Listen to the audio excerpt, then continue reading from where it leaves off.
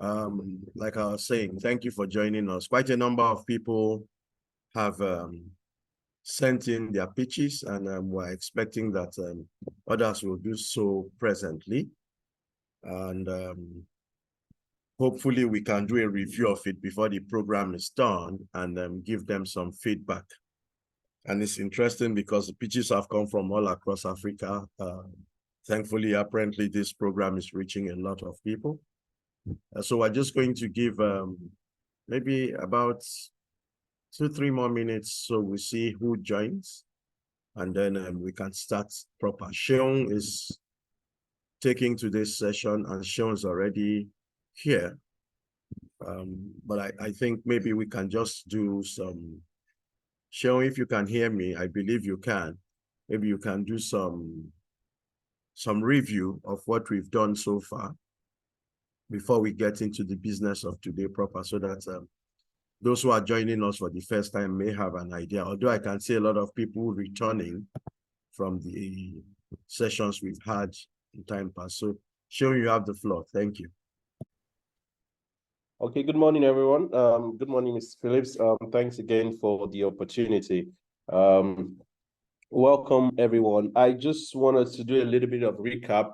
I think we started the program with the understanding of the different types of and sources of funding that is available to startups. We know we just did a very high level introduction to that. So we talked about the bootstrapping, we talked about angel investing, we talked about accelerators and incubation hubs, and after that we had a session with Albert where he discussed about what investors were looking at in terms of investing into startups, and he took us through a very practical example of how he was able to use relationship to secure some sort of funding and get introduction to the next level of funding, and then to the next, and then to the next.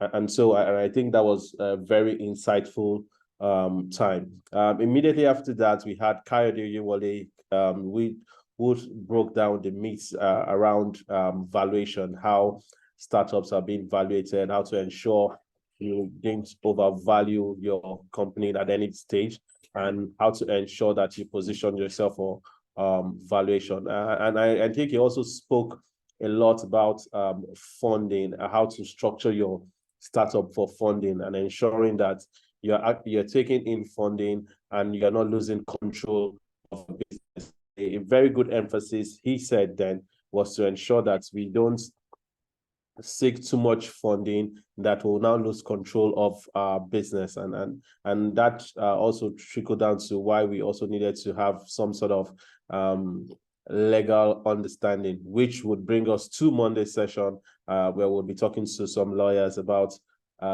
investment agreements, what we should look out for, what should be in it, and how we should ensure that we will work with investment agreements that suit us and our interests, right? And then today we would be talking basically on bootstrapping. I'm going to be sharing a lot of personal experience with every one of us in terms of the initiatives, the programs, the startups that I've started from scratch and how I've gone about it. And then I'm going to use those as case studies while I begin to take us through the different steps and formats for us to bootstrap. I'm sure it's going to be an exciting time. I'm excited seeing some of our returning participants. Albert, also thank you for being a part of this. Greatly appreciate your presence. And so I will also be asking you for some examples from Ghana, and what sort of opportunities and how do people go about bootstrapping. So basically, I'm sharing experiences from my own experiences here in Nigeria, and I'm sure we'll all have a great day. So I'm going to be bringing up my slide and turning on my camera in a few minutes while we also wait for others to join. So just give me a few minutes. Let me bring up my slide. Thank you, guys.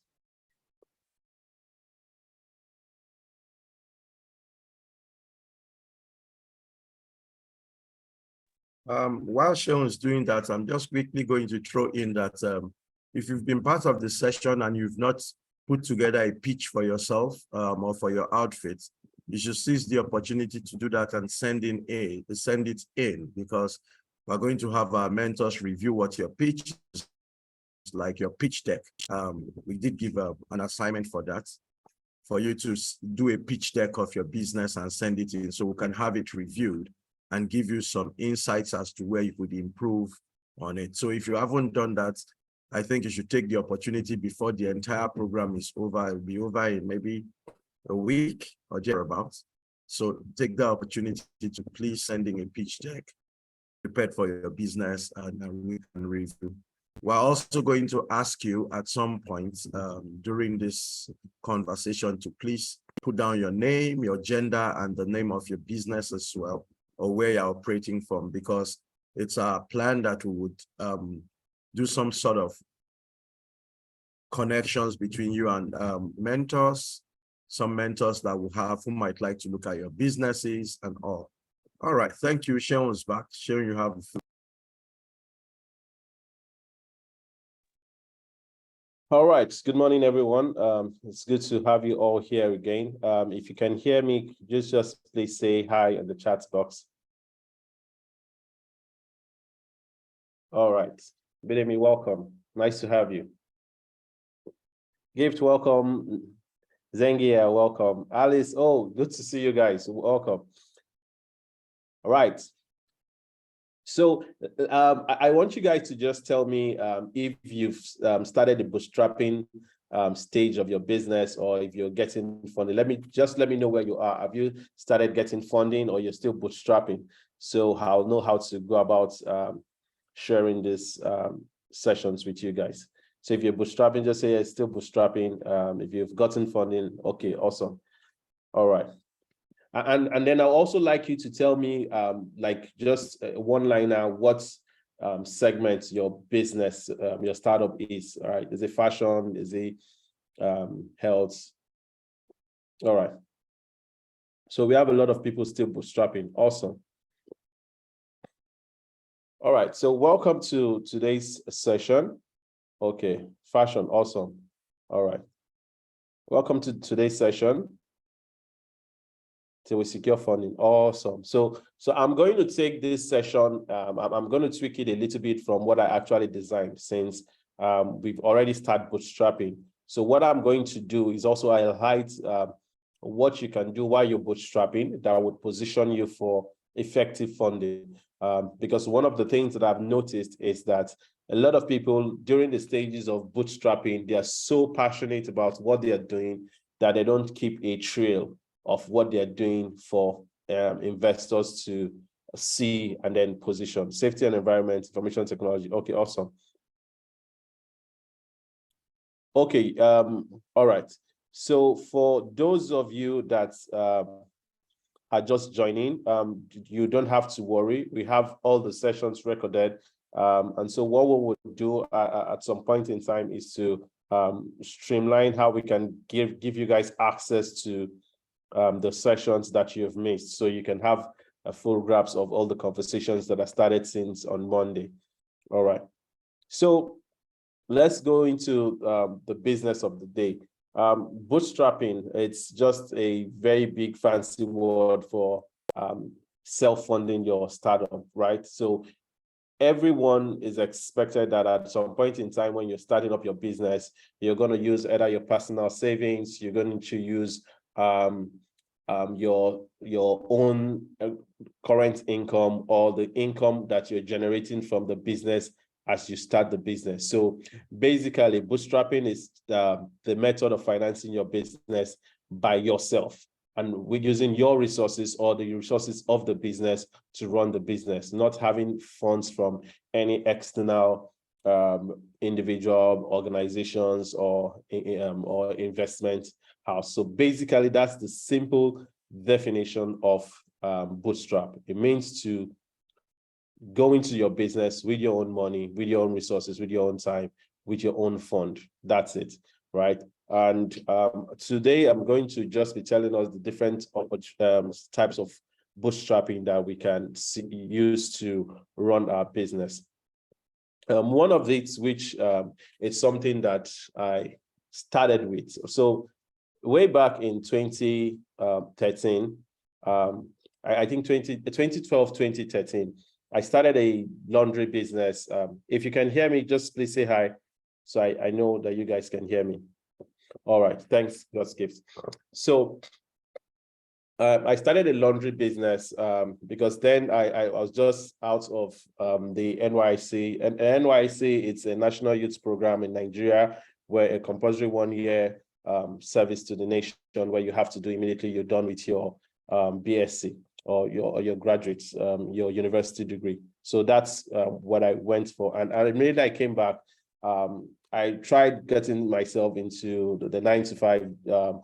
I didn't get anyone at that point in time. So after some reading and just getting myself together, I decided to start a laundry business. And one of the first thing I did was I had a friend that had this laundry business way back. I think he has been running the business for like 3 years, thereabout. So I went to him and I told him that, I would like to start something like this, but I really don't know how it works and what I need to do. So I told him that I wanted to come learn from him and then just work with him for a couple of times to just understand. So I went to work with him. I think I spent like 3 weeks with him, daily going there, resuming in the morning like a staff and then closing with him. So we do all the whole process, the washing, the ironing, the packing, the starching, and then the delivering to customers. And so I learned how the business worked. And I was super excited. I felt like, oh, this was good. This is something that I can actually start on my own. So he was in Lagos, I'm Lagos, and I was in Abuja. So I came back to Abuja, and then I think I had about maybe like 15,000 naira in my savings then. So I used the money. I did I bought some items for the laundry. I bought soap, detergent, I bought nylon, I bought hanger, I bought starch. And so I used an extra money to just do flyers and a business card. So every morning I went to the estate gate that I was staying in. I just kept distributing my flyers to every car I was passing and saying, oh, there's a laundry now in the estate. If you need, just call us. If you need, just call us. If you need, just call us. And interesting enough, the first customer I got was my own uncle that I was staying with. When he found out that that was what I wanted to do, he was impressed. And then he gave me a job worth 5,000, which was almost like 35% of my own initial startup cost. And so that gave me a good leverage for me to even when I started the business. So from there, he told some of his friends, I told some of the people in the estate, and then that's how the laundry business started. So in self-funding, most times what you do is get funds that you've saved. It's either you could have some cash that you've saved currently, or you could tell yourself that, oh, what X amount do you need to start this business? Is it 10,000 CDs or $5,000 or 3,000 or 2,000 or 1,000? But what is important is for you to ensure that you are starting in the most convenient way. And when I say convenience, I mean in terms of your own affordability. So for instance, when I started a laundry business, I think the only asset I got was the pressing iron. And that was like 3,500 then. Every other thing were consumables, like the soap, the starch, the nylon. They were all consumables. I just used the things that were barest cost. So I got some for like 500, some things that were just 1,000, some things that were just 2,000. Now, what I was actually using to wash was my hand. I didn't have a washing machine as at that point in time. So the only thing I did was spend some funds on branding, and then I was just using my hand, and then the iron was the only other thing I got from it, and I was doing it from home. So if you want to start your business, so for instance, for instance, the person that is into fashion, right? So I will expect that if you want to start your fashion, you're looking towards having your own industrial machine that's in Nigeria now costs maybe around 195 to 220,000. But you know also that you can actually start by just positioning yourself as one, and then you focus on your designs, and then get the price that someone will sew it, like one of these guys that sew general in the market will sew it, and then put your own markup on it till you're able to afford getting the funds to actually buy your first machine. Then secondly, instead of thinking of getting the industrial machine, one of the things you could also do is get the butterfly machine, and then get maybe the automatic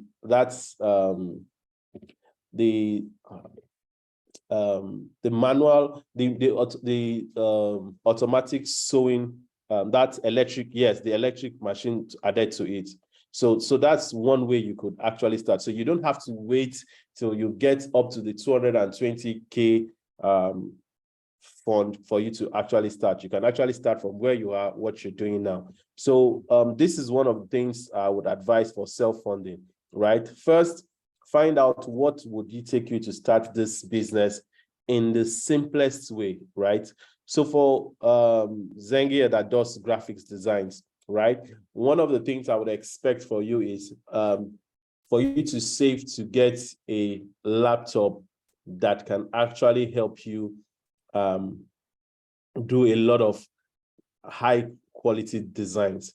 That's one. The second thing might be that, have access to a co-working space, maybe that has that also offer work tools, or a cafe that have very high-ended machines that you could just rent, that you could just pay for hours and have access to their machines, to their computers, where you can do your designs. And then, so what you might actually be looking at for in terms of starting up will just be your getting a hard drive that you can save all your work into. So those are how you begin to look at for self-funding, because the idea is that you might not have a lot of funds, but you just need some minimum equipment or assets for you to start the business. And so that's one of the things that I would recommend. So I did I started the laundry business, as I told you, with the 15,000. And after a while, I was able to get someone to join me in the laundry business. And so she was focused on washing, while I focused my energy on ironing the clothes. And after a while, I got someone that wanted to join me in the business. And then he brought in his own washing machine. And so we moved from just using hands to now having a washing machine. And after that, we grew the business, and then we now had a partnership where he had a branch in his own area, in his own estate, and then I had one in my own area, in my own estate. And so we had like two centers, and that's how we grew till we were able to get fund. And I think after like a 3 months period, we were able to grow the business from in bringing in 30K monthly to like 60K monthly, and that's how we grew that business within just a very short period of time. So the next thing I want to also talk about is sweat equity. Now, sweat equity is you and your teammates coming together to deliver on a particular startup. So the story here is the story that happened to me when I was in, I think I was still in Ventures platform then. So Ventures platform had two arms. We had the Ventures Platform Foundation, and then we had the Ventures, well, I think 3 arms: Ventures Platform Foundation, the Ventures Park, which was a co-working space, and then Ventures Platform Fund, which gives grants to startup. So there was a part of the company that I was managing, which was the shared services, and I and my team were delivering services to the 3 arms of the business, and our focus was more on HR, IT support, and then procurement. So at a point in time, we had a particular issue getting the right set of people that could work within our environment. And so during that period, we found out that there were a lot of people that came for interview, but they didn't just have, I think they didn't just know how to present themselves well for the job. So if you give them the job, there's every possibility or likelihood that they would be able to do the job. But the thing is, they were not able to sell themselves enough during the interview.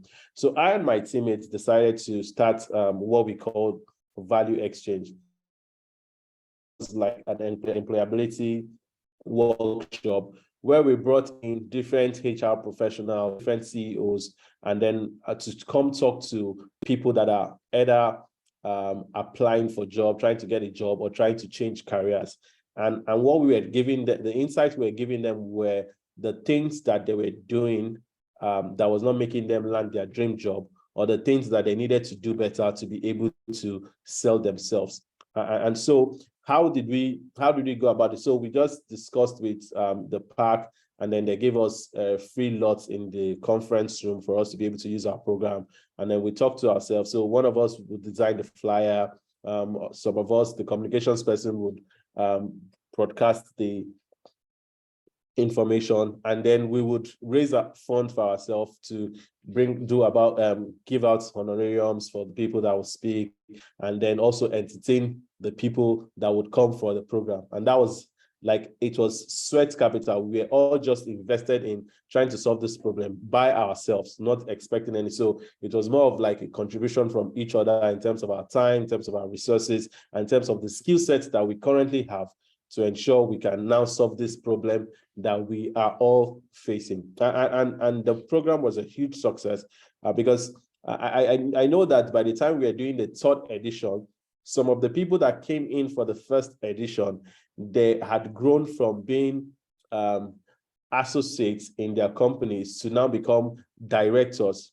And so they were also part of the speakers of our third edition in that same year. So that was how impactful the program was. So sweat equity is when you bring in your time, your skill, and your labor to actually start the business. So for instance, now, if you still have a 9-to-5, right? And so for Bidemi, let me use Bidemi. Bidemi is into fashion. Okay, Alice is into fashion. All right. So imagine, Alice, you're still into 9-to-5, I presume. Yes, right? You still have a 9-to-5 plus your fashion, right? Or you're fully into your fashion now? All right, okay. So let me just assume that Alice is in still combined. Awesome. So now sweat capital equity for Alice would be that when she leaves work, maybe she has a 9-to-5, and then she leaves the office like 5, and then to get home, she'll have to get home like a 6:30 thereabout. One of the things she would have to do is invest her rest time and her sleep time into the business. So she might have to now ensure that she spends 2-3 hours every day designing new fashion for her to be able to meet up with our own startup. So that's something that it's very important that she would have to put into the business to ensure the business grows. Please give me a minute.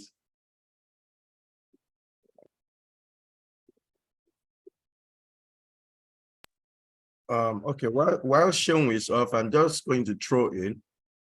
This is Philip Agbese, CEO of Kavik, and I'm just going to throw in that concerning a business that you're setting up and when you're bootstrapping and all, it's really important that you know the business you've gone into.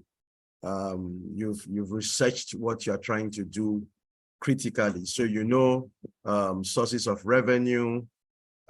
Here in Africa, unfortunately, we have a lot of people who do businesses because they just follow others. They don't take their time to research as they ought to. And it looks great from some other place, but it just might not be as rosy as it looks from the outside. So it's really important that you do due diligence with your business. I think when you're trying to go in. Seun is back. Seun, you have the floor. Yeah, thank you so much. And that is super important. You know, a lot of times, and I think this happens a lot in this part of the world, where we hear that fashion is the next big thing, and everybody just opens a fashion outfit almost immediately, and then you find out that in 6 months, in 1 year time, all those fashion businesses are no longer existing. So that's something you need to take into consideration. You need to do a lot of research, and it's long term, right? So it's long term. You understand the challenges in that industry or in that business, and you know how you would sustain yourself till the period where you now begin to harvest the seeds that you've sown. Now, another way you can bootstrap your business is frugality, and this just means that you are extremely careful on your costs. Like so way back, I think during the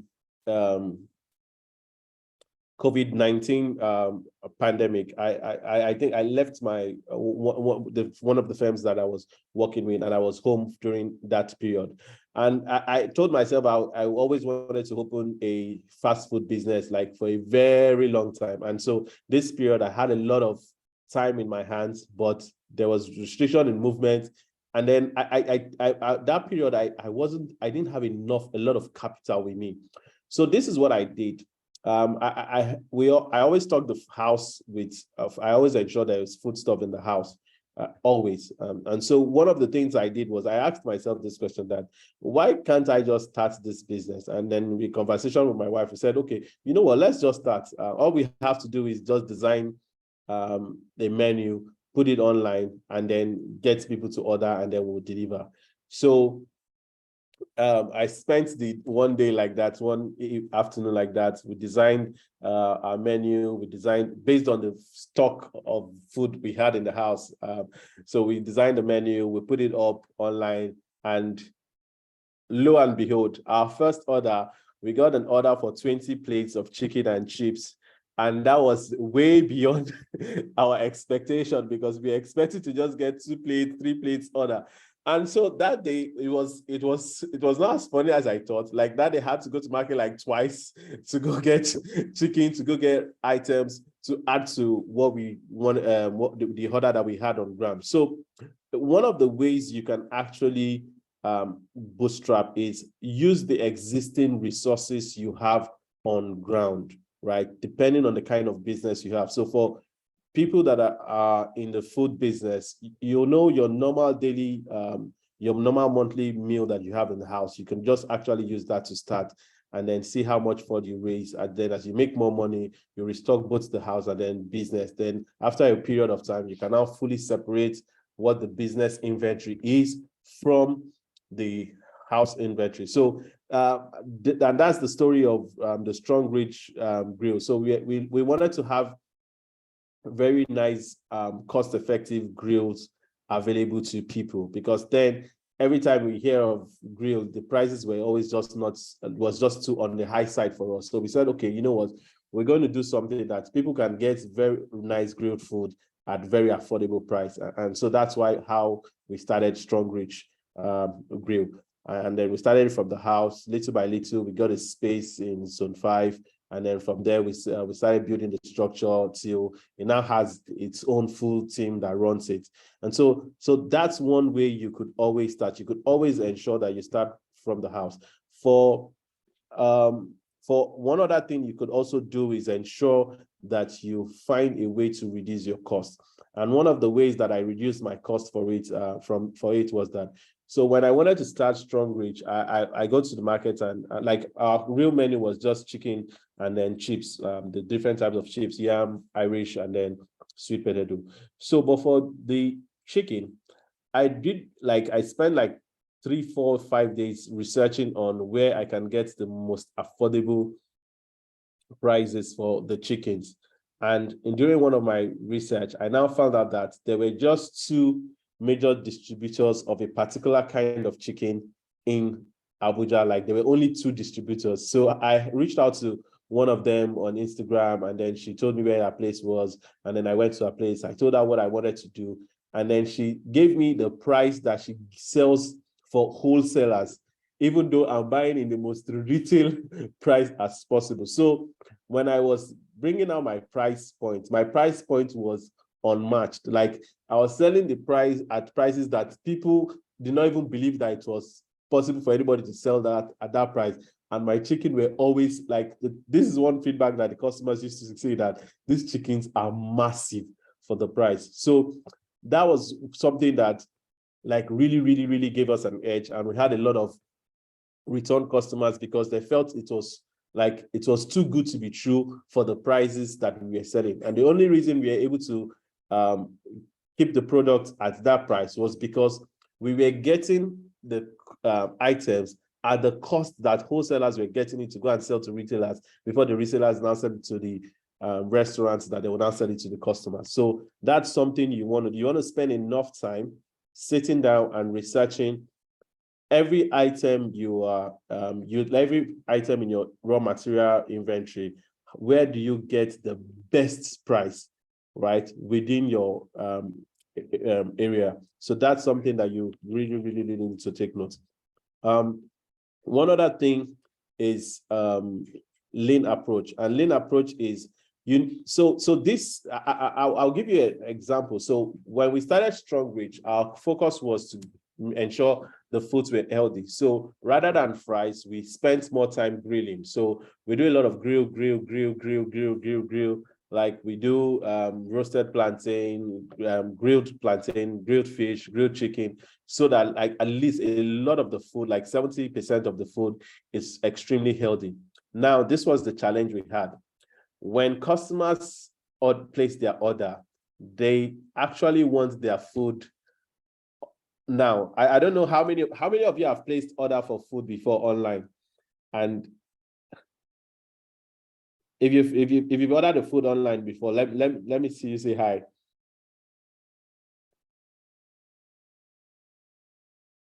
Are we there? Okay. All right. So you know how frustrating it is when you place an order for a food and in 2 hours time it's not yet there. That was the challenge we were facing with our customers. So now, backstory: if you want to grill a chicken thigh, for instance, it takes you nothing less than 1 hour, 15 minutes for the grill process to be done. If it's less than that, you would actually find blood stains in the chicken thigh, right? But now, a customer that ordered, that is hungry around, maybe let's say 1:30, and he places another 1:30, and by 2:30, his food order is not there. By 3 o'clock, his food is not there. He's not going to be excited with you. So we now found out that, yes, we wanted to do a particular type of service, right? But what we found out in the that place orders online actually don't want a long process. They are hungry and they need to eat their food now. And that's how, listening to that, we started an entire product called Just Fries. And Just Fries, we ensure that your order is ready maximum 25 minutes. And so this, we now worked with Jumia, and then had this product line on Jumia. So first, we've eliminated the issue of having to find riders up and down, and then the riders will go and deliver something else before. So we just put this product on Jumia, and it was for those people that wanted their food almost immediately. So and then we are no longer having the issues concerning logistics of managing riders coming to get, and then riders delaying the food, and then the food getting cooked. So that was one way we started. So we reduced our exposure to the logistic issues, and then we just focused on fries, and then we timed ourselves. So the chicken, in the morning we could pre-boil some, and then by the time the person places the order, in 10 minutes, 15 minutes, in 10 minutes, the chips is ready, max 15 minutes. In 20 minutes, the chicken is ready. And then in 5 minutes, we've packed. By that time, the Jumia rider has gotten to our doorstep. He has packed and is on his way. So within a space of 45 minutes, each customer actually gets their order delivered. And this is something you need to learn.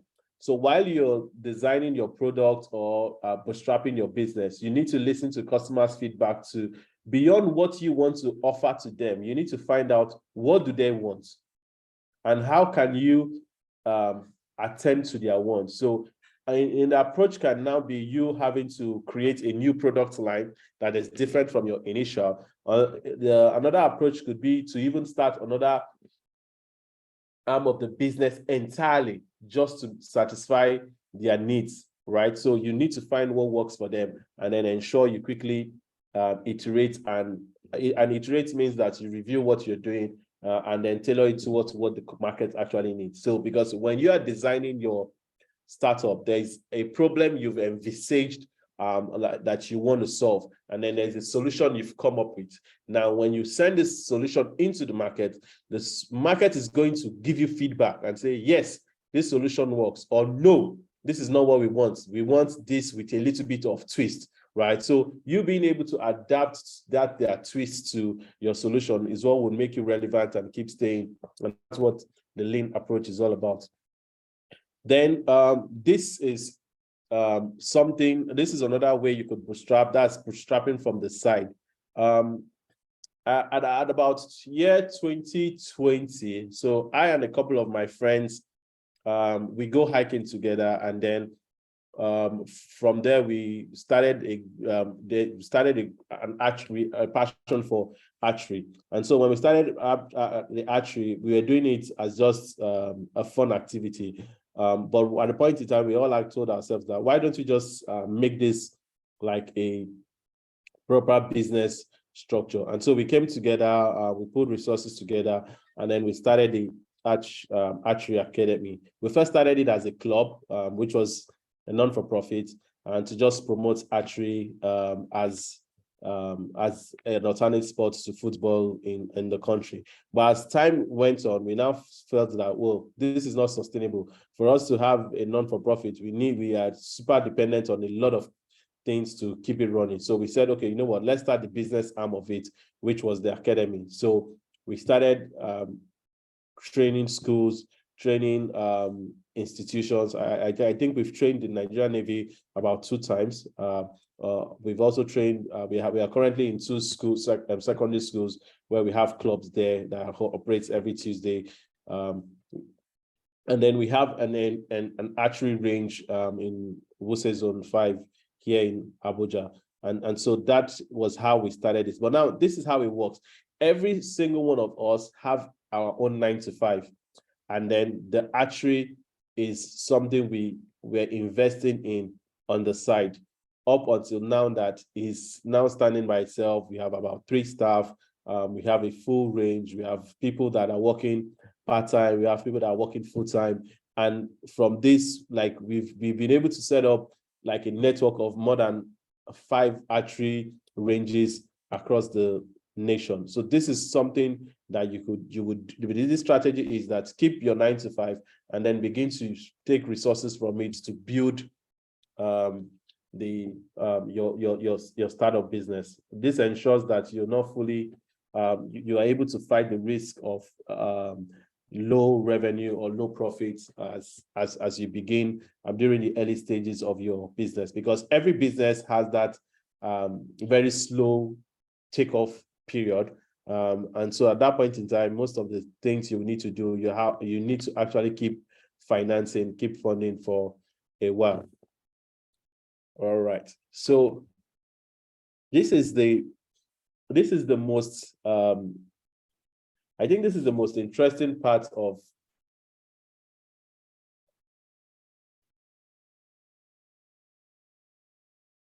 sorry about that. This is the most interesting part of this bootstrapping journey, the startup journey that I have seen. And this just gives your business a strong credibility. How is that? Every time your business is able to generate enough revenue to run itself, it means that you actually hacked that business idea. And one of the things you want to focus on is ensuring that the business can primarily generate enough revenue to keep itself floating and growing at the same time, right? So, and this is something that one of my business unit, Strong Gears, was able to do. So, when we started the archery business, I found out that, okay, there was a lot of other items that was needed alongside archery. So There were creations of target stand, target boards, quivers, and most of these things before now, we always import them from China, or get some of them from Nasarawa. And then that's how I started Strong Gear. So for Strong Gear, everything we needed in the Arch Club in terms of the stand, the equipment that we use, Strong Gear produced them locally and supply first even to the Arch Club, and secondly to every member within the club. So it's actually generates its own revenue from its own business. So the cost of startup is paid upfront, because every order you have to pay before we deliver. So it has, let me just say, like almost zero startup capital, because it's the fund that is it's the order that is placed that both the cost and the profit is in, and that's how we were able to do that. So these are some of the ways that you could bootstrap. I would like to hear from us in our own different ways. What are the current ways we are bootstrapping, and which one of these have we been using to bootstrap? And then if you have any questions, I'll take it now before I give us a task. Okay, so Gift says, I want to appreciate the challenge you faced in the course of bootstrapping, how you managed to solve them. Okay, and second question is, I want to understand on how one can effectively balance the need for growth with limited resources in a bootstrap business. All right, so so one of the greatest, okay, so I'm going to use Strong Reach as so Gift, I'm attending to your question now. I'm going to use Strong Reach as a real example to attend to your question. And if you have any question, please drop them in the question section so that I can attend to them. So one of the greatest challenge I faced for Strong Reach was that I think it took me more than my anticipated time for us to actually be able, for the business to actually be able to fund itself. So I knew that personally, we financed the business for more than a year before the business was able to now take care of its own expenses like salary, rent, and all that. So we kept, it was almost like money was just going into it monthly, because we were paying the staff. I think after we got a space, we were actually still paying the staff out of pocket. So that happened for like a whole year, even though before then, my plan was I had a 6 months salary stock stacked for staff, but it went beyond, like they went beyond the estimate. So we had to run it for like a year before it was able to actually attend to its own expenses and run itself fully. So, and then the need for growth with limited resources. So this is, there are two things, right? One is to ensure, right? One is to ensure that you're always delivering value. Because every time you give good value, you have people coming back. And the more repetitive customer you have, the faster your growth is. And every good customer, every customer that you impress is going to give you 1 or 2 more referrals, right? Every customer that you impress is going to give you 1 or 2 more referrals. So the faster you want to grow is the faster you should be careful on ensuring that your customers are satisfied in the first touch point, the first encounter, right? The second is your limited resources. One of the things, okay, so I'll do that. So for your limited resources, one of the things I told you was that you now need to work on finding where can you get the best cost? Where can you reduce the cost the most, right? Where can you ensure that the things that you buy, so for instance now, let's say your makeup cost is $30, right? And you are selling at $50. You need to go and sit down and ask yourself, how can you reduce your cost from $30 to like a $20 or a $15? So you need to do that research. You need to find out What other markets can you get inventory? What other thing do you spend money on that you actually don't need for now? Do you understand? What other thing is taking in, or what are the components of that cost that is so much but has little impact towards the customer? So those are the things that you need to look out for. So when you find those things, you reduce them, then you're able to bring your cost low, and then you can now also begin to give more value to your customers, which would eventually help you grow. Then second, you need to understand the nature of your business. So I'll tell you for free, when we got a place for Strong Reach in town, we had like 5 different restaurants that were all around us. Now, as at January this year, all the restaurants, they've all closed down. And I think we're just the only one in that area that is still existing to date. And the reason is because we were able to put all our capital into the business at once. We were taking it step by step and allowing the business to grow and checking, like we're checking the pulse of the growth and investing based on how it was growing. While some people just had like maybe like a 3 million or 4 million and invested everything into the business and expected that the business would just start churning out revenue because it was a food business. We understood that's not how the market plays. So you need to let the business grow. And so you need to start with a manageable cost. That was something that we noticed. A Gift, I hope I've been able to attend to your question. Zengia, you said, please explain more on revenue generation. Okay, so give me a minute. Let me just all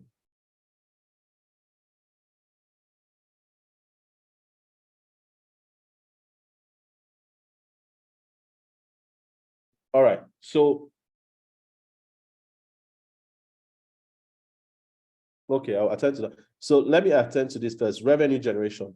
So explain more on revenue generation. Okay, so this is, for this, let me give you guys an instance. One of the things that we do, right? And this is something I said I will give you guys as a teaser when I was leaving. You need to ensure that you document all your inflows and your outflows. And what I mean is this: everything that you spend money on the business, please document it in one place. And then everything that comes into the business through sales, revenue, anyhow, also document it. It helps you have a clear picture of how much your business would earn in terms of revenue, right? And how much your business expense out. That way, you're able to know how profitable your business is. A lot of times, where we get it wrong is all the funds we spend in the business, we don't document it. So your transport to go there, your transport to go to the market and go and source for materials, like your transport for even getting inspiration for your graphics design, you need to document every investment you are spending in terms of cash into that business. And then you also need to now document every revenue. Now, how do you grow the revenue? The revenue growth is depending on the kind of business that you run. So for instance, for the fashion business, one of the ways you can grow the revenue is to do maybe like a fashion show, right? Or do discounted sales. I know one fashion house that I was consulting for during the pandemic, what they just did for their business was they now started sewing to match face masks on all their outfits. And for some weird reason, a lot of people ordered during that period because it was just new, it was trending, it was feeling like it was making them feel like, oh, they are so fashion conscious and health conscious at the same time. So you need to find what is the niche area for your business that your customers will respond to. So for us, at the point in time, we started doing combo packs. So maybe something that individually the prices will go for like a 5,000. we were able to say, oh, do the combo pack, and then you'll get it for like 4,200 or 4,000 flat. So that's mine, is that of buying from wholesalers and sending back to my customers online. Okay, so Alice, so one of the things you can do, right, when you're buying from your wholesalers, you need to also find who are your wholesalers buying from. And if you can get where your wholesalers are buying, you can also reduce your cost by almost like a 50%. Do you get? That's one way. You need to research and find these guys that I'm buying from. Who do they buy from? Once you can able to get that source, you've automatically reduced your cost like drastically. The second thing you want to do is your customers online. Where are they fully located? Like if you're able to check a trend, where are they? Where do they order from? Most of them. Now, imagine most of them order from, let's say, Ghana or Nigeria or maybe Rwanda, and you decide that, okay, you want to have someone else in Rwanda, that when you buy bulk, you can sell half of that bulk to the person, and people can almost pick their items off immediately from the person. That would also drastically increase your revenue base, because when people feel that, oh, I can get it today, awesome, you see them investing more in getting those items. So that's something you can look at. Then for Bidemi, she said, do you get to pay yourself back for the funds you have put into the company when it starts to make profits, or it's forfeited? Okay, so this is one of the reasons I said that you need to keep records. All right, and those records help you. So for me, there is an asset record for each of my business, and that asset record is like the total money that I've put into the business, right, from inception to date. In terms of when I would take profit, I'm going to give you an example for like the Arch Club. So we've invested in Arch Club for like 3 years, right? And I think that we just started growing to a point where we felt that, okay, the company is financially buoyant enough to pay us part of our investment capital this year. So what we told ourselves was, we have a target for December. And then we said, if we are able to meet the target for December, then we can pay ourselves 50% from our investment sum this year. If we are not able to meet that, we might not be able to pay ourselves more than 20% of our investment sum. And we've been running this business for like 3 years. We've been running this business for like 3 years. So it's not when the business makes profits that you remove your investment capital, because you can actually crash the business that way. So one of the things we told ourselves is, we need to be able to find out what is the operating cost for a year, right? So the operating cost for a year might be, let's just play with numbers. So let's say throughout the year 2023, the total operating cost for your business is 1 million, either dollars or naira, right? And then you add inflation and maybe high cost of goods, and you say, okay, the 1 million by next year will be like a 17% plus another maybe like 13%, give or take, like 30%. So you need like about 1.3 million to run next year effectively. So we can now say, okay, you know what? You need to be able to run your full 1 million this year, and then run 1.3 million next year, before you can say that you want to remove any form of investment capital back from your business. So that way, if you make 2 million this year, then you can't bring out any money from it. But if you're able to make like 5 million, and you know, like you have 2-year running fund from your business, then you can now say, okay, all right, let me now remove a part. And that part is because our own definition, or this is my counsel to business owners, you need to be able to have a 3-year runway for your business in terms of capital before you now begin to say you want to give yourself money. Because the more money the business has, the greater chances it can expand and grow and make more money. But the less it has, the less chance you have to be able to grow and make money. So that's something that you need to consider. Secondly, in your statement of affairs and expense sheet, do you record it as loan, or how is it named when you're doing your financials for yourself and your investors? Okay, so so most times is recorded as equity, except of course you intend to remove, you want to have it out as loan. But if you have it as loan, you know it reduces your equity value. So that's something you also need to consider very well. So if in a normal stance, it's supposed to come out as loan, as equity. But if you want to put it as loan, then it reduces your asset sheet. Do you get? Because it now becomes a liability rather than an asset. So that's something you should take note of.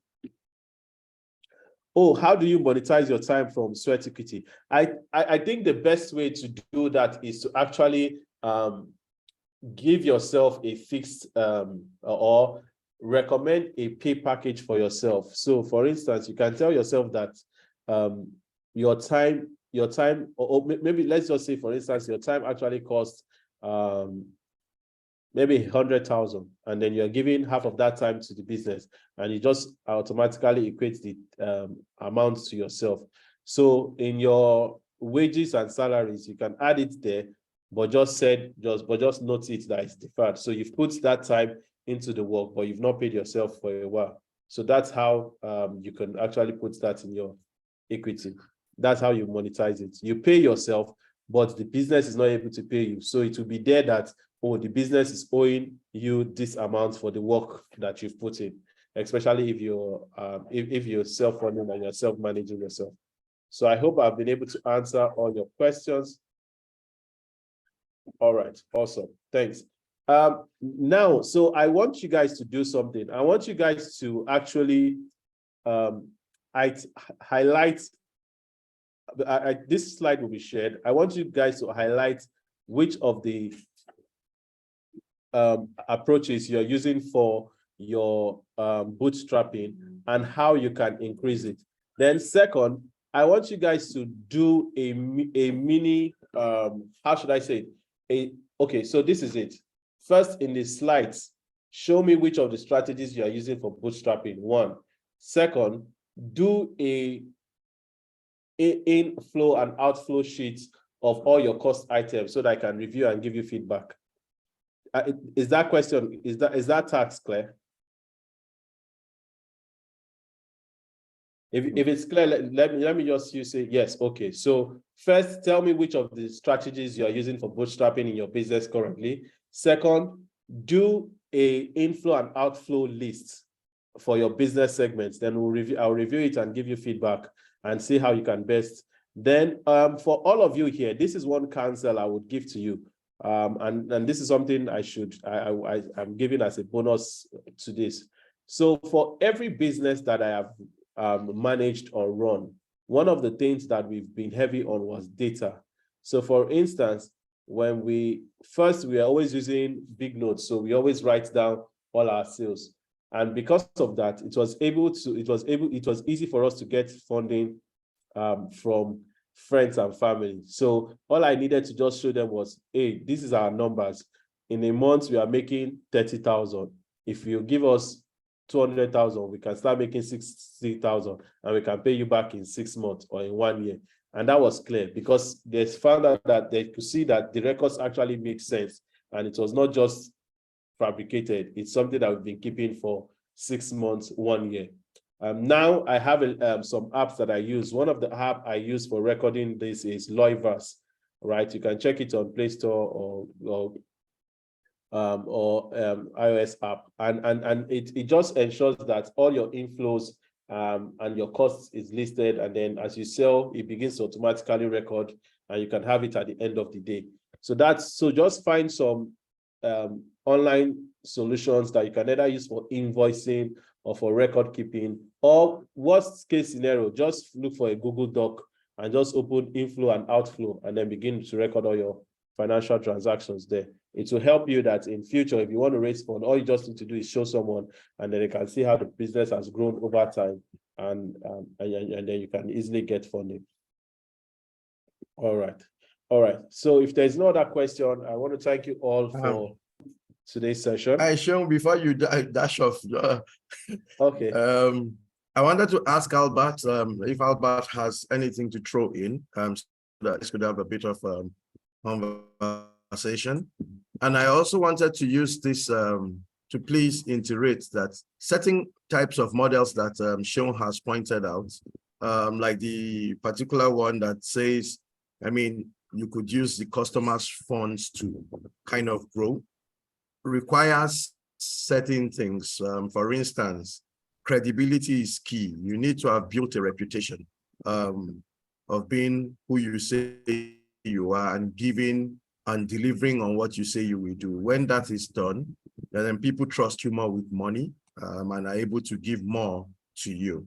I'd also like to ask Seun, you mentioned, while we wait for Albert to speak, you mentioned a particular software, like online software. Could you please type it in the chat box as well? So maybe people might have an idea of what to look for. Okay, it's Loiverse. Right. Okay, thank you. So for those that do a lot Albert, of are you there? sales, that's what they can use. Yes, I am. And I wanted to say thank you to Sean. I have learned quite a lot. And also for being very practical about the presentation and being truthful, you know, the challenges you face and how it is. A lot of times, for many of us in Africa, we hear a lot about the Silicon Valley models and the things that work and how they raise capital. But to be frank, our environment is really different. And it's only practical that you have to bootstrap yourself to get started before you can raise money. As they say in Silicon Valley, money chase ideas. In Africa, ideas chase money. So you have to bootstrap and prove that the idea it's worth people putting their money into. And there's only way to do that is to put your own skin in the game and start from what you have on hand. You know, I always also say that when you start, ask people for resources, not money. I think people are more willing to give you resources than just give you money. So Ashon is saying, list the things you need. He started with his laundry business. I need soap. I need a bucket. Those are the resources you need. If you come to your friend or a family and says, look, I'm starting a laundry business. Can you give me a free bucket? It's easier for the person to give you that than say, give me 70,000 naira. Because ultimately, what are you going to use the money for? If you're going to start a business, you are going to use it to buy some resources or buy some tools. So if you ask for those ones, I think in many cases, people are ready to give you that. So give me a chair, give me a table, give me a bucket, give me soap, give me that. It's easier for people to use that to support you when you're bootstrapping than going to your uncle and say, look, I have put together this long list and I want 200,000 naira. It might not necessarily fly. So that's the little bit I can add at the bootstrapping stage. Say that focus on yourself, start small, ask for resources from those who can help you, and iterate. And then the records keeping, very, very important. Nobody's going to give you money if you know keep records and can prove the numbers to people. So in summary, that's all I can say. And that's where we all started from. And today we all can then boast that, okay, we're able to have investors come to put their money into what we do. Thank you for your time. Thank you so much, Albert. Thank you so much. Indeed, thank you, Albert. I think that's a very great addition. Seun, a couple of people appreciate you online. So your teaching has been great. I've asked everyone to please submit names, gender, and all that so that we can have you guys who are mentors on this program reach out to them and engage with them. I also want to speak to the house to let you know that iteration is key. By that, I mean, you need to keep improving on your product. No matter how small that product is, you need to keep improving on it so that that product gives value, because the more value it gives, the more your chances of reaching people and of growing your business. If you have, pardon the expression, a crappy product, nobody is really going to want to come to you. And much as you believe in yourself, you will not pay your own bills. Your business needs to have people who key into it and who enjoy its services for it to grow. So it's very important that you keep iterating, you keep working on your product. And by doing that, Seun said something that was very important: feedback. feedback is key. This thing we do where we have business products and we decide that we must just push it at all costs without really listening to people as to how well it is being received can be one of the things that we sound the dead curl of our businesses if we're not careful. So when you're bootstrapping, it's very, very important that, you know, you listen to what people are saying and then you find ways to improve your products. So Seun, your last words, please. And I think we'll call it a wrap. So I want to thank you all for being here today. And I also want to personally invite you for Monday's session. We have two amazing professionals in the tech and in the legal space that's going to help us understand the investment agreements. Because yes, it's good to get investors. Yes, it's good to get investment. But as Kayode said 2 days back, or yesterday rather, he says you need to be sure that you still have control at the end of the day before you lose your startup, before the harvest comes. So I wanted you to invite you all guys to Monday's session. It's going to be amazing. I think you're going to learn a lot. I'm also coming there myself. Because I've had some issues like that, even starting up, not understanding that legal agreements is investment agreements is very, very important. And also thank you for today. I thank you all for honoring us, being on time, and also being here till the end of the session. I'm grateful. I hope that you've been able to learn one or two things. And I hope that you would, one, start documenting all your financial figures, both in and out. I hope also that you'll be listening to your customers to find out what they actually do want to improve in your product. And then I also hope that you're finding the best way to reduce your costs and grow that business till it becomes one of the unicorns in Africa. Thank you so much for your time. Really appreciate it.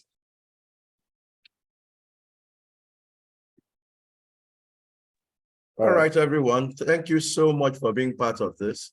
Do have a lovely day, and we look forward to seeing you all very soon again. And our appreciation also to AfriLabs for making this possible, as well as their partners, all out there, AFD and a couple of others, Digital Africa and all. We're really grateful for all the resources that have gone into this to make it happen. See you guys on Monday. And do have a lovely weekend. Thank you.